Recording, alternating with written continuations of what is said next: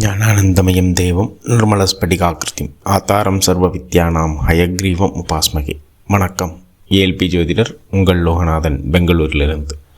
அட்சய இலக்கண பத்தய ஜோதிட முறையில் இந்த வீடியோவில் நம்ம பார்க்கக்கூடிய நிகழ்வானது, ஒரு ஜாதகர் நம்மக்கிட்ட பலன் கேட்டு வந்தார். வேறொரு காரணத்துக்காக ஒரு பேச்சுவாக்கில் அவர் என்ன சொன்னார்னா, சார் ரீசெண்டாக நான் அந்த குடல் இறக்கம், இந்த ஹெர்னியா அப்படின்ற ஆப்ரேஷன் பண்ணேன் சார் அப்படின்ற மாதிரி சொன்னார். நம்ம ஜாதகத்தை வாங்கி ஆய்வு பண்ணிட்டு பார்த்துட்டு சொன்னோம், சார் அதுக்கான நிகழ்வே இல்லையே சார், நீங்கள் ஆப்ரேஷன் பண்ணாலும் அது உங்களுக்கு அது அப்படியே தான் இருந்துற மாதிரி தான் இருக்கும், இந்த காலத்தை நீங்கள் கிடக்கிற வரைக்கும் அந்த நிகழ்வு நீங்கள் என்ன பண்ணிங்கனாலும் அப்படி தான் இருக்கும் அப்படின்ற மாதிரி சொன்னோம். ஆமாம் சார், ஆப்ரேஷன் பண்ணி நான் 3 மாதம் பெட் ரெஸ்ட்டில் இருந்தேன், ஆனால் இன்னுமே எனக்கு அது எதிர்பார்த்த மாதிரி இல்லை அப்படின்ற மாதிரி சொன்னார். அப்போ நம்ம இந்த அட்சய இலக்கண பத்தய ஜோதிட முறையில் நமக்கு புரிதல் வரும் அப்படின்னா, இந்த காலகட்டங்களில் ஆப்ரேஷன் தேவையான்றதை நம்ம பார்க்க முடியும்.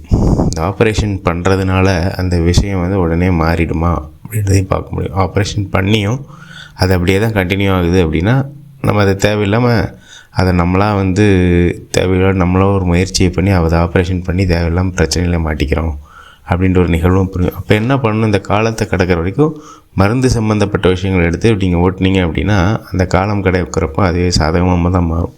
எல்லாத்துக்கும் பார்த்திங்கன்னா, நீங்கள் ரியாலிட்டியில் பார்த்தீங்கன்னா எல்லாருக்கும் ஆப்ரேஷன் பண்ணுறாங்க, இதெல்லாம் பண்ணுறாங்கன்னா சாதகமாக இருக்குமா அப்படின்னா இருக்காது. சிலருக்கு அது சாதகமாக இருக்கும், சிலருக்கு பார்த்திங்க அப்படின்னா அது பண்ணாலும் அதே கண்டினியூட்டியாக தான் இருக்குது.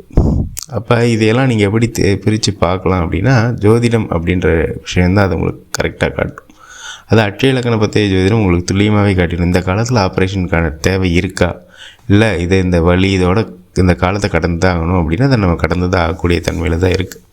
இப்போ இவருக்கு நம்ம எப்படி இந்த பலனை சொன்னோம் அப்படின்னா, இவருடைய ஜாதகத்தை வாங்கி ஆய்வு செஞ்சு பார்த்ததில் இவர் பிறந்த ஜனன லக்னம் அப்படின்றது மகர லக்னம். ஜனன லக்னம் மகர லக்னம். இப்போ 47 வயதை கடந்தவர் போயிட்டுருக்காரு. இவருடைய அட்சய லக்னம் அப்படின்றது மிதுன அட்சய லக்னத்தில் பயணிக்கிறார். இப்போ ஜனன லக்னத்திலேருந்து 6ஆம் இடத்துல அவர் பயணிக்கிறார். இப்போ இந்த காலகட்டங்களில் அவர் நோய் சம்மந்தப்பட்ட விஷயங்கள், வம்பு வழக்கு, கடன் சம்மந்தப்பட்ட விஷயங்களை அனுபவிக்கணும் அப்படின்றது இதோடைய கணக்கு. அப்போ லக்னாதிபதி புதன் பகவான் எங்கே இருக்கார் அப்படின்னு பார்த்தீங்கன்னா 10ஆம் இடமாகிய மீனத்தில் இருக்கார். இப்போ ஜாதகருக்கு இந்த காலகட்டங்கள் ஒரு அழுத்தம் அப்படின்ற இதே ஃபேஸ் பண்ணணும் அப்படின்றது இருக்குது. இப்போ திருவாதிரை 4ஆம் பாதத்தில் அவர் பயணிக்கிறார். 4ஆம் பாதத்தில் பயணிக்கிறதுனால நம்ம ராகு பகவானை பார்ப்போம். இப்போ ராகு பகவான் எங்கே இருக்கார், அவருடைய ஜாதகத்தில் 3ஆம் இடத்துலேருந்து செயல்படுறார், சிம்ம வீட்டிலேருந்து செயல்படுறார். அப்படின்னா இவருக்கு இந்த காலகட்டங்களில் அவருக்கு எதையுமே எடுத்து ஒன்று சொன்னோம் அப்படின்னா அதை ஃபாலோ பண்ண முடியாது. ஏன் அப்படின்னா புதன் பகவான் லக்னாதிபதி நட்சத்திராதிபதி பார்த்திங்கனாலே இது 6-8 தன்மையில் தான் இருக்குது.